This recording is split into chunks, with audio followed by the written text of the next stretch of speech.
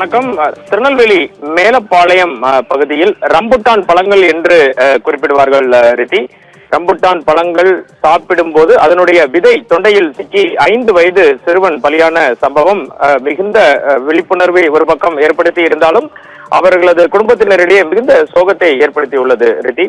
திருநெல்வேலி மாவட்டம் மேலப்பாளையம் வடக்கு தைகா தெருவை சேர்ந்த நிஜாம் என்பவரின் 5 வயது மகன் ரியாஸ் நேற்று இரவு அவரது தாத்தா ரம்புட்டான் பழம் ஒன்றை வாங்கி வந்து அவரை சாப்பிட சொல்லி கொடுத்திருக்கிறார்.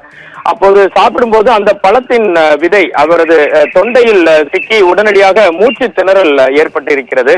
மூச்சு திணறலால் சிறுவன் கஷ்டப்படுவதை பார்த்த அவரது பெற்றோர்கள் உடனடியாக அருகில் இருக்கும் மருத்துவமனைக்கு கொண்டு சென்றிருக்கிறார்கள். அதற்குள் மூச்சு திணறி இந்த சிறுவன் பரிதாபமாக உயிரிழந்து விட்டான். பழத்தை சாப்பிட்டுக் கொண்டிருந்த போது எதிர்பாராத விதமாக அதன் பெரிய விதை இதனால் மூச்சுவிட முடியாமல் திணறிய சிறுவனை நாம் ஏற்கனவே குறிப்பிட்டபடி உடனடியாக அருகில் உள்ள மருத்துவமனைக்கு கொண்டு சென்றுள்ளனர். ஆனால் மருத்துவமனைக்கு செல்லும் வழியிலேயே ரியாஸ் துரதிருஷ்டவசமாக உயிரிழந்தான்.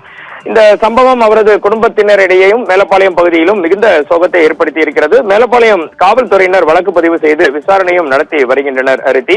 இது குறித்து திருநெல்வேலியின் குழந்தைகள் நல மருத்துவர்களிடம் பேசிய போது குழந்தைகளுக்கு உணவு அளிக்கும் போது பெற்றோர்கள் மற்றும் பெரியோர்கள் சிறப்பு பாதுகாப்பு வழிமுறைகளை கடைபிடிக்க வேண்டும் என்பதை வலியுறுத்தினார்கள். குறிப்பாக இந்த ரம்புட்டான், லிச்சி, பலாப்பழம், திராட்சை, செரி போன்ற பழங்களில் உள்ள விதைகளும் சிறிய உணவு துண்டுகளும் சிறு குழந்தைகளுக்கு பெரிய ஆபத்தை விளைவிக்கக்கூடியவை. சிறு குழந்தைகளின் தொண்டை குழாய் மிகவும் சிறிதாக இருக்கும் என்பதால் சிறிய உணவுப் பொருட்களை கூட எளிதில் அடைப்பை ஏற்படுத்தி மூச்சு திணறலை உண்டாக்கிவிடும். எனவே குழந்தைகள் சாப்பிடும் போது பெரியவர்கள் உடனிருந்து முழுமையாக கண்காணிக்க வேண்டும். உடனடியாக அது குறித்த முதல் உதவியையும் அளிக்க வேண்டும் என குறிப்பிட்டார்கள்.